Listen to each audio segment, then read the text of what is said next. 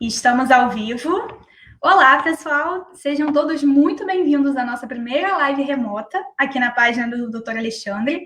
A gente está seguindo as recomendações dos órgãos de saúde, então ainda estamos em casa, mas a gente continua conectado com você.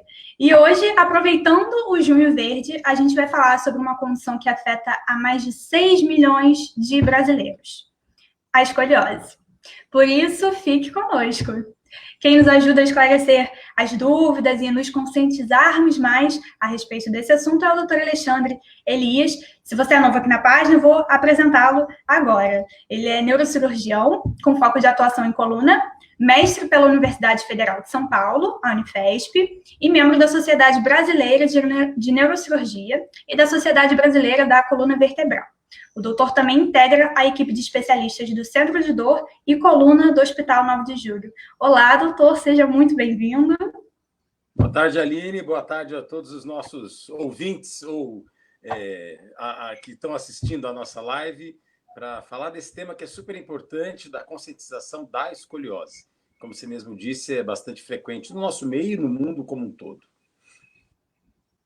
Nós teremos aí 1 hora de bate-papo. Já selecionamos algumas perguntas enviadas nos canais de comunicação do Dr. Alexandre Elias. Se você ainda não enviou a sua, não tem problema, esse espaço aqui é de vocês, então podem ir mandando para a gente e a gente vai respondendo aqui ao vivo. E, doutor, para a gente começar, muita gente acredita que a escoliose é uma doença, mas não é muito correto dizer isso, certo? O que é a escoliose, afinal? A escoliose nós podemos considerar uma doença, uma patologia da coluna vertebral. O que é escoliose? Quando nós olhamos o ser humano de frente, a coluna tem que estar totalmente reta, totalmente alinhada. Qualquer inclinação para o lado maior que 10 graus é tido como escoliose. Porém, tem que tomar muito cuidado, porque o indivíduo que está com uma dor na coluna, por qualquer causa, como ele tem contratura muscular mais de um lado que do outro, é comum que no raio-x ele apareça torto. Isso não quer dizer que ele tem escoliose, é aquela contração muscular que está simulando uma escoliose, está fazendo com que ele tenha um desvio. Qual que é a diferença desses casos? É a rotação da vértebra. Na escoliose de verdade, a vértebra está rodada para um dos lados. Na escoliose, por uma contratura, que não é nada demais, é só uma posição antálgica, a vértebra está reta, ela não está rodada. Não está rodada para o lado, ela está reta olhando ela de frente. Então, a definição da doença escoliose é isso: uma rotação maior que 10 graus. Normalmente associada a uma rotação axial, para um dos lados da vértebra. E, doutor, dia 27 de junho agora, a gente celebra o Dia Internacional da Conscientização sobre a Escoliose Idiopática. Mas, o que significa esse idiopática? A gente pode dizer que tem mais de um tipo de escoliose e a escoliose idiopática é um desses tipos? Exato, exato. O que é idiopático na medicina? Idiopático na medicina é quando você não sabe a causa. Então, a escoliose idiopática é uma escoliose sem causa definida. Por que é sem causa? Tem algumas crianças que nascem com malformações genéticas. Isso é uma escoliose congênita. Tem algumas crianças ou adolescentes que têm alguma alteração motora, neurológica, e isso causa uma escoliose conhecida como escoliose neuromuscular. A origem da escoliose é neuromuscular. É o problema neurológico que gera a escoliose. Só que nós temos várias crianças e adolescentes que têm uma escoliose sem uma causa aparente, que chama escoliose idiopática. Normalmente, o diagnóstico é na fase da adolescência, dos 10 aos 15, aos 18 anos, basicamente. E que você não tem uma causa. Esse mês da conscientização, ele é muito importante, por quê? Para que nós consigamos fazer diagnóstico precoce. Como é que é feito isso? Se a criança ou adolescente tiver um ombro mais elevado que o outro, ou quadril, uma diferença do quadril, um quadril mais elevado que o outro, não é tão difícil você suspeitar de uma escoliose e leva num médico para ser avaliado. Porém, vários desses pacientes, nesse começo, você não nota isso. Você só vai perceber que ele tem escoliose fazendo um exame físico simples, que é orientado a ser feito em escolas e qualquer pai e mãe pode fazer em casa. Você tira a blusa da criança e pede para ela inclinar para frente. Se na região da coluna torácica ou lombar tiver alguma assimetria, pode ser que estejamos de frente a um caso de escoliose. Aí você precisa levá-la ao médico para ser avaliada. Então, o que é alguma assimetria? A região torácica ou lombar, um lado é mais alto que o outro. Então, se você inclinar a criança para frente e notar isso, você deve passar por uma avaliação. Então, é uma coisa extremamente simples, que talvez seja o que o Junho Verde, o mês da conscientização da escoliose, mais queira passar. É que o diagnóstico precoce seja feito até nos lugares mais distantes do centro médico, porque é fácil de fazer. Basta tirar a blusa da criança, inclina lá para frente e ver se a coluna roda mais para um lado, se o tronco roda mais para um lado ou para o outro. Tanto o tórax como a região lombar. Então é extremamente simples. Você olha de trás da criança e vê se está retinho ou se está inclinado. Se estiver inclinado, é uma possibilidade de diagnóstico de escoliose e deve ser avaliado. Doutor, o senhor já começou falando, então, das crianças e dos adolescentes.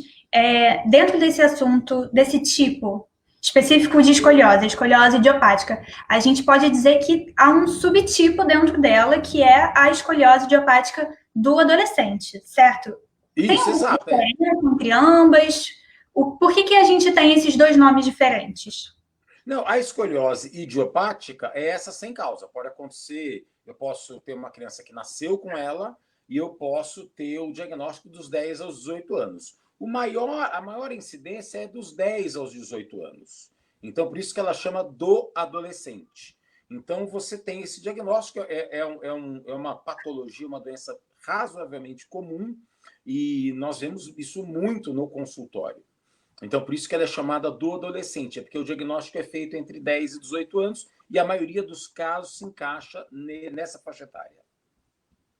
E, doutor, há alguma razão específica para que a escoliose idiopática do adolescente apareça mais nessa fase, que vai dos 10 aos 18 anos? Tem algum porquê? Olha, existem várias tentativas de interpretação da causa, de você pesquisar a causa da escoliose. Ainda hoje não tem uma causa em si definida. Você pode ter uma simetria muscular, que o diagnóstico ele é mais difícil, até alterações de plaquetas no sangue já foi pensado, mas é difícil você saber o motivo. Mas isso é muito pesquisado no mundo inteiro. Obviamente que toda doença, quando você sabe a causa, o tratamento é muito mais simples, porque você vai direto ao ponto. Então, o tratamento da escoliose que a gente vai falar ainda hoje, mas ele é feito na parte da consequência. Eu quero impedir que aquilo tenha uma inclinação maior. Mas se eu conseguir atuar na causa e impedir que a inclinação ocorra, certamente nós seríamos muito mais eficazes. Isso é uma pesquisa no mundo todo, mas que ainda não tem uma definição exata. Tá certo. Doutor, ainda falando de tipos de escoliose, a gente já recebeu uma interação aqui da Betânia Rocha. Ela pergunta o que é escoliose rotatória. É um tipo de escoliose também? Não. Toda escoliose é isso que eu expliquei no começo. Ela tem a rotação da vértebra. O que é a rotação da vértebra? Imagine que a minha cabeça seja uma vértebra. A vértebra ela roda para um lado, ó. Então, tem uma rotação da vértebra que nós identificamos isso fácil no exame de raio-x. Essa rotação da vértebra é a parte principal, talvez, da deformidade, a gente pode dizer assim. E é isso que causa aquela alteração da altura do tronco do paciente quando o paciente inclina para frente. O dorso, a parte de trás da região torácica, fica assimétrica, uma mais elevada que a outra. Por quê? A vértebra está ligada na costela. Quando roda, essa aqui ficou mais alta. Por isso que cria aquela giba que nós vimos quando o paciente inclina para frente. Então, rotação da vértebra é uma das deformidades que ocorre na coluna de quem tem escoliose. Não só a inclinação lateral, existe a rotacional também. Então, tá respondido. Betânia, obrigada pela sua participação. Doutor, como é que a gente consegue identificar os outros tipos de escoliose? A gente já falou um pouquinho sobre a escoliose idiopática do adolescente, que basta você tirar a blusa e analisar, mas e os outros tipos? Tem algum exame específico, alguns sintomas que elas possam apresentar? A escoliose idiopática, ela também pode ocorrer de 0 a 3 anos ou de 3 a 10 anos, ou 0 a 5 e 5 a 10, em geral de 3 a 10. Você classifica ela de acordo com a idade que é feito o diagnóstico. Mas essas todas são idiopáticas, sem causa aparente. O que existe de diferente, o que é? Tem as escolioses neuromusculares. Então, uma criança que tem um problema neurológico. Esse cérebro ele vai mandar informações para todo o corpo de forma assimétrica. Isso pode causar uma contração muscular maior de um lado que do outro. E isso vai entortando a coluna. Isso é escoliose neuromuscular. Tem uma causa neurológica no seu começo, na sua origem. E tem a escoliose congênita. A escoliose congênita é quando a criança nasce com uma vértebra mal formada. As vértebras, elas são, se a gente olhar de frente, elas são quadradinhos. Imagine que esse quadrado, em vez de ser bem plano, ele seja inclinado. Essa criança vai inclinar a coluna para um dos lados. É uma situação até, em alguns casos, de bastante gravidade. São crianças que nascem com escoliose e o problema dessa escoliose congênita você pode ter no estirão do crescimento. Então, até 5 anos é um risco maior. E no estirão do crescimento, quando adolescente, você tem que tomar muito cuidado entre deixar esse paciente crescer sem a cirurgia, se for necessária a cirurgia, porque no estirão do crescimento a medula pode ser comprimida e ele ter problemas graves de movimentação da perna. E é uma coisa que é rápida, ocorre em meses. Então tem que tomar muito cuidado com isso. E tem uma outra escoliose, que não tem nada a ver com essa do Junho Verde, que é a escoliose do adulto, que é uma escoliose relacionada ao envelhecimento da coluna. Então, são quadros clínicos totalmente diferentes, mas que também são tratadas. E, doutor, a escoliose, seja ela do tipo que for, ela costuma acompanhar alguns sintomas além desses físicos, que são mais visuais? A gente pode, por exemplo, notar quadro de dor, alguma deformidade em outro local do corpo, formigamento, alguma coisa desse tipo? A escoliose idiopática normalmente não causa dor. É só a deformidade física. Existem critérios para você tratar sem cirurgia e com cirurgia. Mas, basicamente, o critério é a deformidade física e o grau de inclinação para você definir se vai para a cirurgia ou não. Por quê? Porque não causa dor. Então, se eu for esperar a escoliose idiopática causar dor para operar, eu não vou operar ninguém. E vários pacientes que estão inclinando muito e deveriam ser operados para não ter esse problema de ter uma inclinação muito acentuada, perderiam o tempo para ser operados. Então, a escoliose idiopática não dói, e o critério de operar ou não é feito na deformidade que ela causa, tanto clínica, olhando o paciente, como no raio-x. A escoliose neuromuscular, ela já pode doer. Por quê? Todo mundo que tem uma doença neurológica, essa doença neurológica pode causar espasmos musculares, e isso pode ser muito doloroso. Crianças com uma deformidade muito grande, além do espasmo, pode encostar uma costela na bacia, isso também pode causar dor. E são crianças já que necessitam de cuidadores, são crianças muitas vezes com um grau de dependência muito grande. E se elas não conseguirem nem ficar sentada, isso torna um problema ainda maior para ela, em matéria de conforto de vida, assim como para os cuidadores. Então, essas escolioses são bem diferentes nesse tipo. No adulto, de novo, não tem a ver com o Junho Verde, que é idiopática, mas só para todo mundo ficar atento. No adulto, é totalmente diferente. O grau da escoliose, ele não importa muito. O que importa é se o paciente tem uma qualidade de vida boa ou não. Então, o paciente tem pouca dor, ótimo. Vamos tocando aqui a nossa escoliose degenerativa do adulto com medicação, com fisioterapia, que nós estamos controlando bem.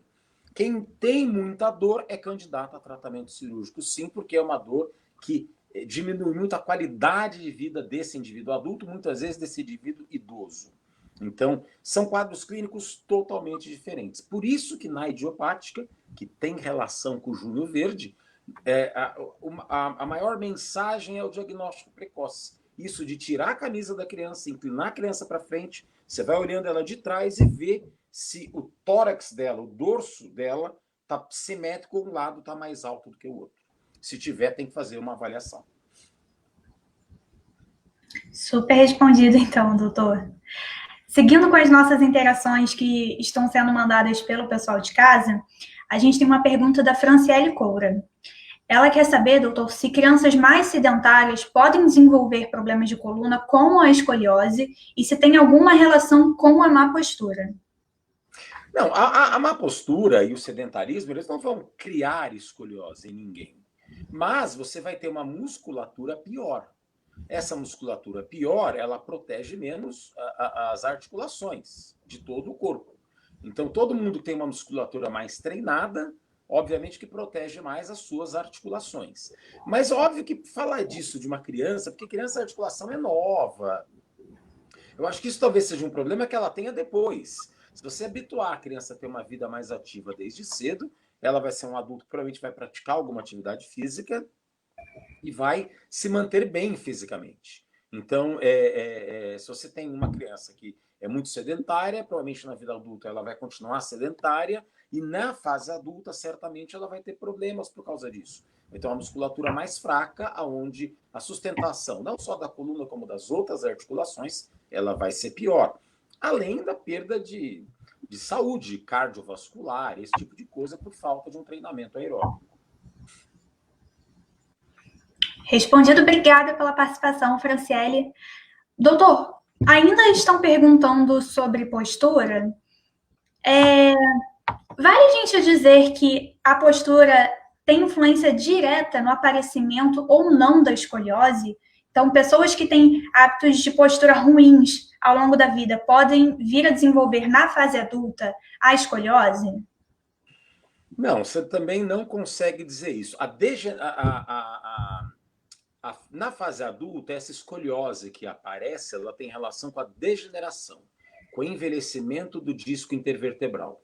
Se o disco ele envelhece mais de um lado que do outro, ele diminui mais de um lado que do outro, eu vou inclinar essa coluna para um dos lados. Então, e o tanto que esse disco vai envelhecer e como ele vai envelhecer tem uma relação basicamente genética. Então, a gente sabe que indivíduos com a base genética para ter um envelhecimento maior na coluna, eles vão ter um envelhecimento mais cedo e mais intenso. Não que isso vá causar um quadro clínico, mas eles vão ter um envelhecimento da coluna maior do que outros da mesma faixa etária. Então, eu não consigo dizer que o sedentarismo vai causar escoliose, não. E nem o envelhecimento da coluna. O envelhecimento da coluna, basicamente, ele é genético. O que a gente faz no dia a dia não tem tanta influência. Agora, quem tem uma postura errada pode sim ter muita dor na coluna, pela postura errada. Então, aí é um problema mais de postura causando dor do que causando uma deformidade propriamente dita, que dentre das deformidades, a escoliose é uma delas. Ou seja, a postura correta é muito importante para evitar dor. Então, tem uns trabalhos que a gente faz, por exemplo, indivíduo que carrega coisas no seu dia a dia, pesadas, abaixa, pega do chão, isso aí pode causar muita dor na coluna. Pessoas que ficam com a coluna inclinada para frente, trabalho doméstico em casa, agora nessa pandemia está todo mundo fazendo um pouco em casa, você vê que dói a coluna. Por quê? Porque o meu corpo não é feito para ficar inclinando para frente e para trás. E isso é uma postura errada. Então, isso sim causa dor, mas não vai causar uma deformidade na coluna. Tá certo, doutor, respondido. Então, vamos para a próxima. A Marta Bahia está perguntando. Na verdade, ela conta que o filho dela foi diagnosticado com a síndrome de Charcot-Marie-Tooth, é isso? Falei certo? Isso. Ele foi diagnosticado com essa doença aos 13 anos e ele tem uma escoliose muito severa. Tem alguma relação da escoliose com essa síndrome, doutor? Eu dei uma olhadinha aqui e é uma doença degenerativa, né? Então, ela pode influenciar. Exatamente. Se você tem a degeneração de uma parte do sistema nervoso, você vai ter os impulsos nervosos vão sendo diferentes para as duas partes do corpo. E isso vai causar o espasmo muscular de um lado do que do outro. E isso pode ocasionar a escoliose. Normalmente podem ser escolioses extremamente graves, como ela está se referindo. E, doutor, em todos os casos, tem algum tratamento comum? Todos eles seguem o mesmo protocolo? Então, esse caso mais severo de escoliose, ele vai passar pelo mesmo tratamento que uma criança que foi diagnosticada com a escoliose idiopática do adolescente e está num grau muito levinho? Não, não. Os casos são... A interpretação do tratamento ela é totalmente diferente de um caso para o outro. Existe a possibilidade de você colocar um colete. Só que o colete ele só funciona em crianças que ainda vão crescer, ou adolescentes que ainda vão crescer.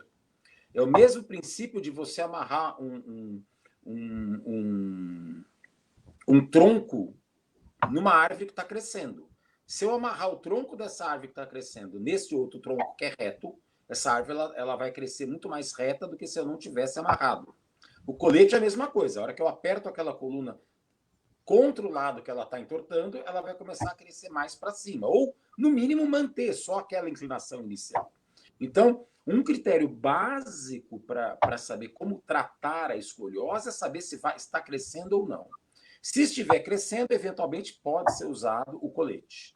Se estiver crescendo, mas olha, a criança está crescendo, mas a escoliose é muito pequena, abaixo de 20, 25 graus, nem colete você usa. Mas se for acima dessa medida, aí já é interessante pensar em usar colete. E quando é acima de 40 graus, muitas vezes vai para um tratamento cirúrgico. Mas então, se há potencial de crescimento do paciente, é um dos fatores mais importantes para decidir qual é o tratamento. E a outra vertente é o tipo de escoliose. Então, escolioses congênitas, que eu sei que no estirão do crescimento essa criança tem um risco, ou adolescente, de ter uma lesão neurológica grave, eu vou operar antes que o crescimento ocorra. Então, o crescimento ocorre em geral de 1 a 5 anos e o estirão da adolescência. Então, você tem que tomar cuidado. Na escoliose congênita, desse crescimento ser muito abrupto nesse momento, e isso trazer danos neurológicos severos, muitas vezes irreversíveis. Então, você tenta operar o mais rápido possível antes desse estirão. Então, você está operando não só uma angulação maior ou menor, mas prevenindo um problema. E a escoliose neuromuscular, que é o outro tipo, também. Se você tem uma inclinação muito grande, que a criança está perdendo a capacidade até de ficar sentada. Por que ela perde a capacidade de ficar sentada? Porque eu estou sentado, eu não estou usando a minha mão para nada. Se eu ficar caindo para um lado, eu tenho que ficar me apoiando com esse braço. E aí eu só tenho um braço para fazer as coisas. Eu não tenho mais os dois. Então, isso que dá essa piora da capacidade de fazer as coisas que a criança tem. Então, nesses casos, opta por tratamentos até mais invasivos, como a cirurgia. Mas se a criança é idiopática e tem crescimento, uma das opções é só observar ou colocar o colete para que cresça o tanto mais rápido, o tanto mais retinho possível. Doutor, o senhor comentou há pouco sobre os coletes. Essa é uma dúvida que pode estar ali na cabeça de muitas pessoas. Esses coletes, eles são específicos? Eles são moldados para cada paciente? Ou você pode comprar aqueles que vendem na farmácia mesmo? Como é que funciona nesse tipo de tratamento? Não, os de escoliose não tem nada a ver com os coletes de farmácia. E assim, tem alguns coletes que são prontos, mas os melhores são os pré-moldados. São os moldados para aquele paciente. Então, ele não é pré-moldado, ele é moldado para aquele paciente, para aquela curvatura.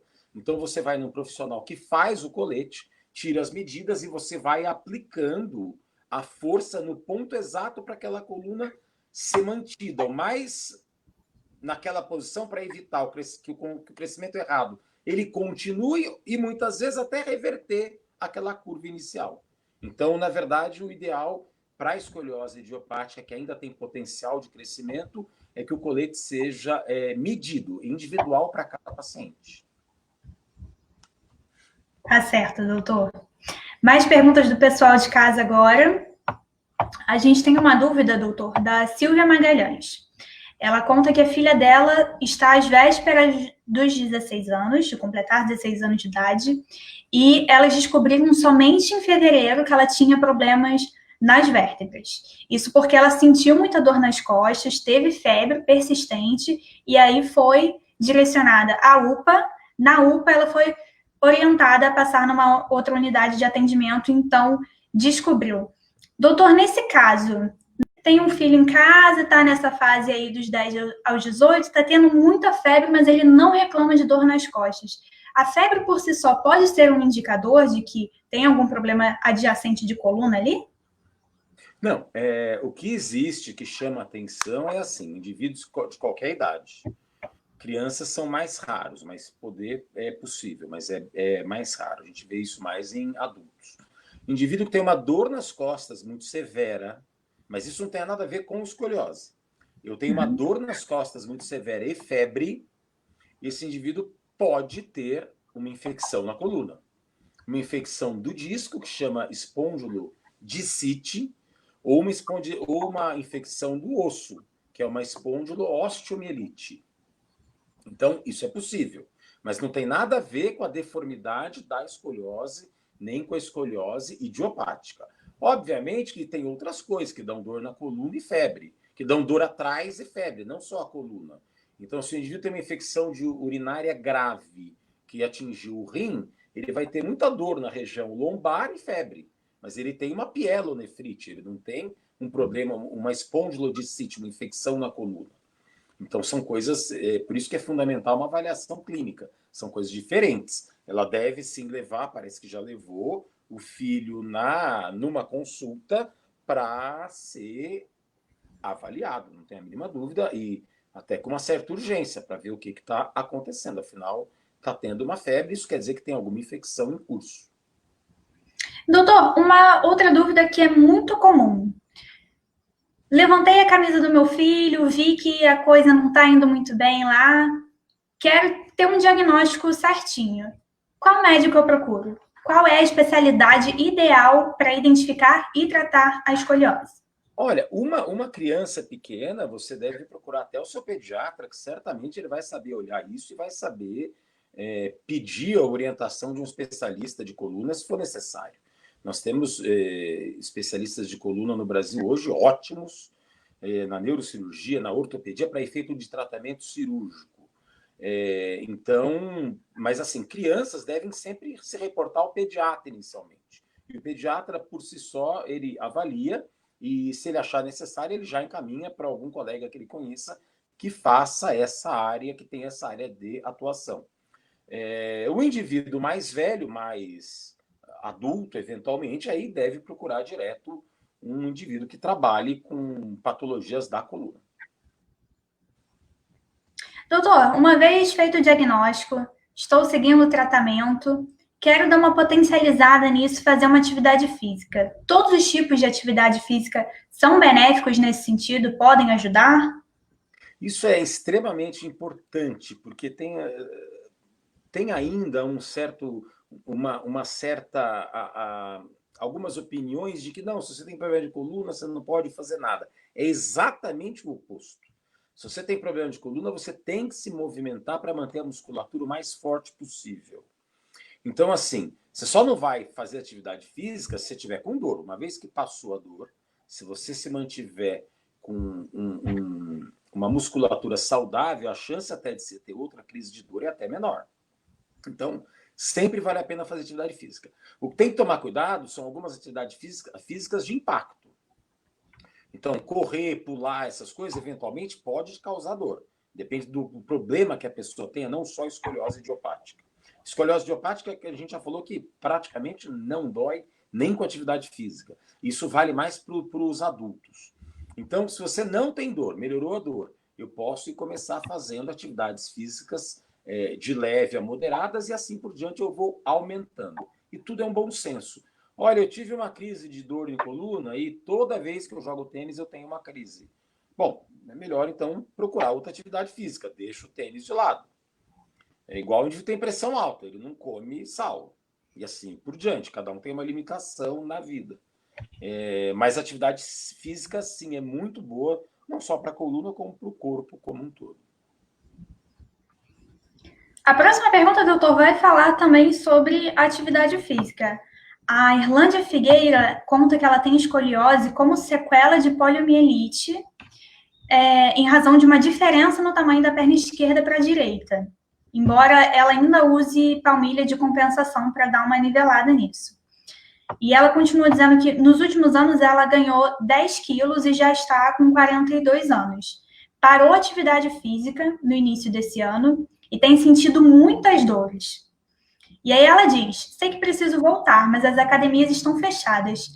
Doutor, nesse caso, tem alguma outra coisa que possa ser feita? Alguma atividade física que possa ser feita com segurança dentro de casa mesmo, que não prejudique, que não vá forçar a saúde da coluna? O ideal são caminhadas. Uma coisa que a pessoa pode fazer, mas não é todo mundo que tem, obviamente, que precisa de espaço, é uma coisa que custa caro, é uma esteira.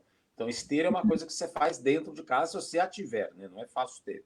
Agora, obviamente que quem está com dor tem que passar por uma avaliação inicialmente. Por quê? Porque, eventualmente, depende do que você tem, qual que é o diagnóstico, você pode começar a piorar a dor até com movimentos mais simples. Então, tem que tomar muito cuidado com isso. Essa liberação para atividade física normalmente ocorre depois que a dor melhora bastante. Então, acho que vale a pena ela procurar um atendimento para ser avaliada, ser diagnosticado direitinho o que está acontecendo. E essa alteração ela tem há vários anos e está dando mais dor agora. Pode ser sobre o ganho de peso? Pode, mas às vezes não é só isso que causa dor. Então tem que avaliar direitinho. E aí vai fazendo, de acordo com essa avaliação, você vai fazendo atividade física. Mas se está com dor, é melhor fazer uma avaliação inicialmente. Então, obrigada pela participação, Irlândia, está respondido. E, doutor, usando essa questão da quarentena como gancho, o teleatendimento, um atendimento que ele é feito à distância, ele consegue diagnosticar a escoliose? Ele pode ser utilizado nesses casos? Nos casos da criança ou do adolescente, se você fizer essa prova e tentar olhar pelo vídeo, até você consegue, mas não tem nenhuma urgência disso. Então, quem está assistindo a live aqui agora, pô, eu fiz isso do meu filho, eu estou vendo que tem uma inclinação diferente. Calma, daqui 2, 3 meses você passa numa consulta tranquilo. Não tem nenhuma urgência disso em geral, né? Agora, a pandemia é um problema grave de saúde pública que acarreta problemas enormes para as pessoas todas, desde a saúde mental até o financeiro. Então, realmente está difícil, as pessoas não conseguem fazer uma atividade física, ficam mais estressadas, ficam em casa, um monte de gente está falando que está ganhando peso, então é um problema sério, né? Um monte de gente perdendo emprego, é um problema que transcende a medicina, transcende qualquer coisa. Mas, na medida do possível, tente aí ter uma vida o mais saudável dentro dos limites, né? Sei lá, assiste um filme, vê um filme com o filho, com a esposa, e você vai tentando se equilibrar de alguma forma. Agora, a telemedicina a gente tem feito bastante, não só eu, mas vários colegas, e tem ajudado, porque vários pacientes que você já conhece, eles vão te falar coisas atuais que você já vai saber o que é. Se você não conseguir interpretar o que é, você pede para ir pessoalmente, todo mundo de máscara. Tem alguns pacientes que é a primeira vez. O atendimento à distância ele tem suas limitações. Eu mesmo atendi uma paciente 2 vezes pela primeira vez. Então, eu atendi a primeira e a segunda só pela telemedicina.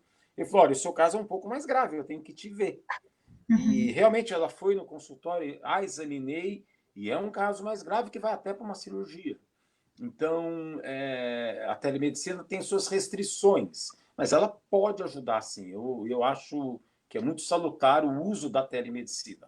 Só que não é igual uma consulta pessoal. E o ideal é que a primeira consulta seja pessoal. Os retornos, eventualmente, para mostrar um exame, eu posso ver o exame pela internet e falar com o paciente por uma telemedicina.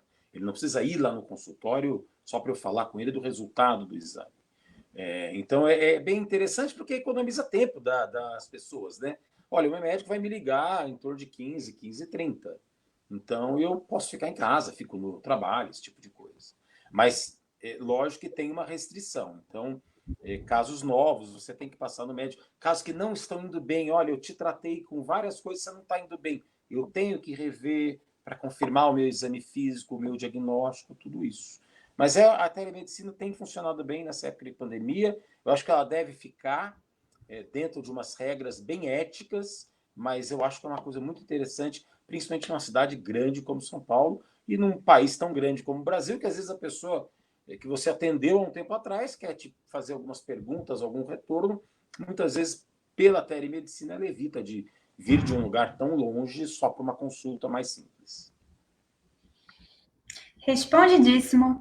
Doutora, a gente recebeu uma dúvida bem interessante. A Geniane, ela comenta que ela é muito alta, ela tem 1,70 m e tem escoliose. Nesse sentido, a altura da pessoa pode influenciar na escoliose? Pode piorar ou pode facilitar o aparecimento da escoliose porque essa pessoa é muito alta? Não, não. O que pode acontecer, pessoas muito altas, tudo está mais baixo. E ela pode começar a fazer aquele movimento errado de se inclinar para frente mais frequentemente que alguém mais baixo. E isso, o movimento errado pode causar o quê? Não escoliose, mas pode causar dor. O indivíduo pode ter dor por causa disso, pelo movimento errado no dia a dia. Então, às vezes, a dor não é nem da escoliose. Pessoas chegam lá no consultório com escoliose, com problema de coluna que eu vejo na ressonância, no raio-x, e você pergunta como é que é o dia a dia. Ah, doutor, eu limpo a minha casa todo dia. Ou eu trabalho, eu sou muito alto, eu trabalho todo torto no meu escritório. Se você identifica uma postura errada, muitas vezes você corrige isso, tudo melhora. Então, aquela dor nem em relação com o que eu estou vendo no exame de imagem tinha. Ela era mais uma dor por postura errada do que daquele diagnóstico que foi feito no exame de imagem, como uma escoliose, uma hérnia de disco, esse tipo de coisa. Agora a gente vai voltar um pouquinho a falar dos tratamentos, mais especificamente da cirurgia, doutor. Em que casos essa cirurgia se faz extremamente necessária e pode ser a opção mais benéfica? E uma outra dúvida no caso dos adolescentes, das crianças que ainda estão em fase de crescimento, esse perfil de paciente, ele também pode ser encaminhado para uma cirurgia? Sim, sim.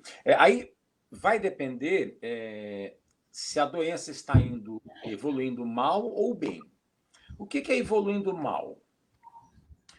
Na escoliose idiopática, que é essa escoliose da conscientização do junho verde, ir mal não é ter dor. Ninguém vai ter dor. Ir mal é a inclinação está piorando muito rapidamente. Ou a inclinação já está com mais de 40, 50 graus. Esses são candidatos a tratamento cirúrgico. Porque a gente sabe que se deixar passar desse ponto, essa criança vai ter um problema no futuro, quando adulto. A coluna, entre aspas, eu vou exagerar aqui, mas ela pode como que envelhecer, degenerar mais rápido. E você tem um problema mais sério de coluna na fase adulta. Então, essas crianças, esses adolescentes que estão inclinando muito rápido e que já já passaram de 40 a 50 graus, são sempre candidatos à cirurgia para estabilizar essa curva. Você não só faz com que ela pare de crescer, como você corrige ela parcialmente ou bastante. Depende do tipo de curva, se for uma deformidade mais rígida ou mais flexível, você consegue corrigir mais ou menos. Então, o critério de cirurgia é esse, o grau para a escoliose idiopática do adolescente. Maior de 40, 50 ou uma evolução muito rápida. Que aí são casos um pouco mais graves e que devem ter uma atuação cirúrgica mais precoce. Diferente de congênita. A congênita tem um desenho lá, a vértebra, em geral, é uma coisa que chama hemivértebra. Então, eu tenho vértebra de um lado de um tamanho normal e pequenininha do outro. Se essa inclinação que eu estou vendo que vai acontecer, ela for não só, muitas vezes não é só para o lado causando escoliose, é para frente causando uma cifose, uma corcunda na coluna. Eu sei que esses pacientes, quando eles chegarem no estirão do crescimento, eles têm um risco de paraplegia. Então, eu vou operar esse paciente antes. Por quê? Pelo tipo de escoliose que ele tem e pela idade que ele está. Então eu vou operar ele antes para que ele não tenha um problema nesse sentido. Às vezes a gente opera a criança com hemivértebra até de 2 anos, 3 anos. Por quê? Porque ele vai ter um estirão ali até os 5 anos e você já protege para ele não ir entortando mais nessa fase da vida. E a neuromuscular, que é outro grande subgrupo das escolioses, que normalmente tem a ver com dor e com a capacidade, muitas vezes, da pessoa ficar sentada sem usar as mãos, como eu tinha dito. Então, depende, apesar que a neuromuscular tem várias indicações, mas depende basicamente desses tipos de quadro clínico para você optar pelo tratamento cirúrgico. Doutor, uma vez que a gente fez a cirurgia, tem algum risco dessa escoliose retornar? Essa é uma pergunta muito comum de muita gente. É preciso adotar algumas medidas depois que se faz a cirurgia para você manter esse resultado obtido? A escoliose, basicamente, a gente tem, vamos falar mais da idiopática do adolescente, que é essa do nosso junho verde. Ela tem 2 tipos, vamos dizer assim, de cirurgia. Eu posso fazer uma cirurgia mais curta, que chama seletiva, que eu pego basicamente aquelas vértebras piores, aquela curva bem pior, e deixo uma outra curva que está lá, que não tem muito problema. Quando essa outra curva de baixo, eu estou vendo que ela já está com uma inclinação maior, uma rotação maior, ela está mais parecida com aquela curva pior, aí você opera tudo. Então, você opera toda a escoliose. Quando eu opero a curta, muitas vezes eu posso ter um problema mais embaixo de ter que prolongar. Mas muitas vezes é interessante operar curto porque você tem poucas vértebras imobilizadas. E você poupou de fixar várias vértebras. Quando você fixa longo, você não vai ter essa inclinação abaixo, porém, pode até ter, mas o maior problema é que com o tempo aquele disco vertebral que sobrou embaixo, ele começa a degenerar e envelhecer e você pode ter que fazer um prolongamento dessa sua cirurgia, principalmente pensando isso numa fase mais adulta, mas aí tem que ir acompanhando. Então você tem a seletiva, que é mais curta, mas tem o risco de entortar um pouquinho, e você tem que completar, e tem a cirurgia que pega toda a curva, as 2 curvas. Então você ficaria mais tranquilo, porém, fixando mais vértebras. O objetivo é sempre tentar fixar o menor número de vértebras possíveis. É que nem todo paciente é candidato a uma cirurgia dessa menor, que é a seletiva. Isso tudo falando de cirurgia por trás, pela coluna. Existem as cirurgias muitas vezes menores, que são feitas pelo tórax ou pelo abdômen pelo lado, e que também são cirurgias mais seletivas. Elas envolvem menos vértebras, depende do caso, elas são bem interessantes. E, doutor, há algum risco dessa fixação comprometer os movimentos depois? Tem alguma sequela que fica após a cirurgia? Olha, toda cirurgia de coluna tem risco de você ter sequela neurológica, até de uma paraplegia. Isso é muito, muito, mas muito raro. A escoliose idiopática do adolescente, ela tem um risco também raro, mas já um pouco maior do que o normal. Então, hoje as cirurgias de coluna todas, incluindo a escoliose do adolescente, ela é feita com médicos monitorizando a medula. Então, qualquer problema que tenha nesse sentido, ele te avisa e você reverte os passos da cirurgia e normalmente tudo se resolve. Então, é muito raro ter algum problema. Agora, risco sempre há. Não tem como dizer para uma pessoa que vai para uma cirurgia de escoliose idiopática que o risco é 0. Não é. Mas, em geral, é muito, muito baixo. A cirurgia é bem segura. Mas o risco sempre existe. Porém, você deixar uma criança ou um adolescente evoluir uma curva muito agressiva, isso também tem risco para ela depois. Risco de problemas de pulmão, até de problemas dentro do abdômen, que você pode começar a apertar demais os órgãos.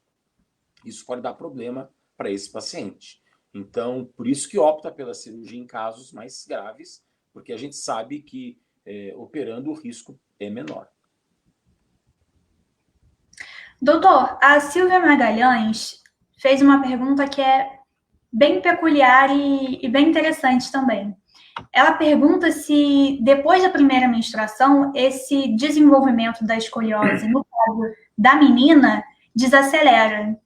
Sim, A porque gente aí pode falar que o fator hormonal tem influência também na escoliose? sim, porque quando tem a primeira menstruação, você já está no pico do crescimento. Então, um ano depois ainda cresce, mas depois não cresce mais. Então, esse é um critério que a gente usa para saber se essa, principalmente menina, as meninas que têm uma chance maior de que a curva cresça. Então, você usa para as meninas, que são os pacientes mais graves, principalmente as meninas, você usa a primeira menstruação, que é a menarca. Olha, quando teve a primeira menstruação? Ah, tem 2 anos. Ah, então essa criança ou esse adolescente não vai crescer mais que isso. Se crescer é muito pouco. Então, ele não deve ter crescimento depois disso. Então, é um fator que você usa para definir se aquele adolescente vai crescer ainda ou não. Além de outros, tem exames de raio-x do punho, uma série de exames, raio-x do quadril, para você ver a taxa de crescimento potencial que ela ainda tem. Então, respondido para a Silvia, ela também comentou, doutor, que a filha dela foi diagnosticada com escoliose e recomendaram a natação nesse tratamento. Por que a natação pode trazer benefícios a essa adolescente que está se desenvolvendo e que tem escoliose? A atividade física como um todo traz benefício por fortalecer a musculatura. A natação ajuda muito na musculatura do dorso, da coluna como um todo, em toda a musculatura extensora. E isso fortalece manter a coluna o mais no lugar possível. Então, por isso que natação é uma das atividades físicas muito interessantes para a escoliose. Agora, várias atividades físicas são boas. O importante é fazer com alguma orientação. Doutor, para a gente encerrar agora, uma pergunta que é muito comum e posso dizer que se valesse dinheiro, valeria US$ 1 milhão. Doutor, vamos lá. É possível prevenir o aparecimento da escoliose? E se sim, como? Não, prevenir não, mas é possível você fazer o diagnóstico precoce. Isso é a coisa mais importante desse Junho Verde, é entender isso. Então, você pode tirar a camiseta de uma criança ou de um adolescente em qualquer lugar que você esteja, até na Sibéria, para examinar uma criança. E qualquer pessoa leiga consegue fazer isso. Então, de novo, tiro a camisa da criança ou do adolescente, olho se tem alteração na altura do ombro ou do quadril. Se tiver, é uma possibilidade que eu tenho escoliose. E inclina essa criança para frente. Ela inclina, ó, a cabeça da criança está aqui, ela faz assim, ó. Aí eu venho aqui atrás e fico olhando. Se for retinho, o dorso está tranquilo. Se for inclinado, é que pode ter uma escoliose por trás disso. E aí eu preciso de uma avaliação. Então, esse teste é um teste que a gente deve falar bastante dele para que ele seja feito em qualquer lugar. E ele pode ser feito em qualquer lugar. Em casa, nas escolas. Então, assim, eu não tenho como impedir que a escoliose apareça, não. Estudo a idiopática, a gente não sabe a causa. Mas eu tenho como fazer um diagnóstico precoce. Esse que é o mais importante. Entendido, doutor. A gente está chegando ao fim dessa transmissão, mas não do nosso contato com o doutor Alexandre. Então, se você não teve a sua pergunta respondida, não tem problema, fica tranquilo, continua mandando, que ao longo da semana o doutor fica de olho e continua respondendo a todos vocês. Além disso, ele continua produzindo diversos conteúdos nas suas redes sociais, tanto aqui no Facebook como no Instagram e também no YouTube. Também há bastante coisa no site do doutor e nós convidamos a visitá-lo. O endereço é www.alexandreelias.com.br. Doutor, quer deixar alguma mensagem para o pessoal que está assistindo a gente? Bom, a mensagem a importância desse diagnóstico precoce da escoliose no Junho Verde. Apesar de escoliose idiopática não ter dor, a gente lida muito com dor, então se você tem dor, procure uma ajuda médica, a dor é sua amiga, você sabe que alguma coisa está errada, então procure uma ajuda médica, independente do tipo de problema que você tenha. E a cirurgia de coluna hoje, obviamente que é muito melhor não operar, mas as pessoas que são operadas hoje, as cirurgias melhoraram muito. A extrema maioria das doenças hoje são tratadas de forma minimamente invasivas. Então, hoje nós conseguimos fazer cirurgias menores com resultado tão bom quanto cirurgias grandes de antigamente. Então, isso é muito interessante, a gente consegue operar desde criança muito pequena até pessoas bem mais velhas, porque as cirurgias estão diminuindo o impacto que ela tem sobre o paciente. A recuperação é melhor, é muito mais fácil. Então, isso na cirurgia de coluna tem sido muito importante e bem interessante ver a recuperação dos pacientes sendo cada vez mais rápida. Se você tem interesse em saber sobre cirurgias minimamente invasivas, a gente deixa aqui o convite para que você assista a nossa última live. O assunto é exatamente esse. E no mais, pessoal, muito obrigada mais uma vez pela participação e até a próxima. Obrigado a todos.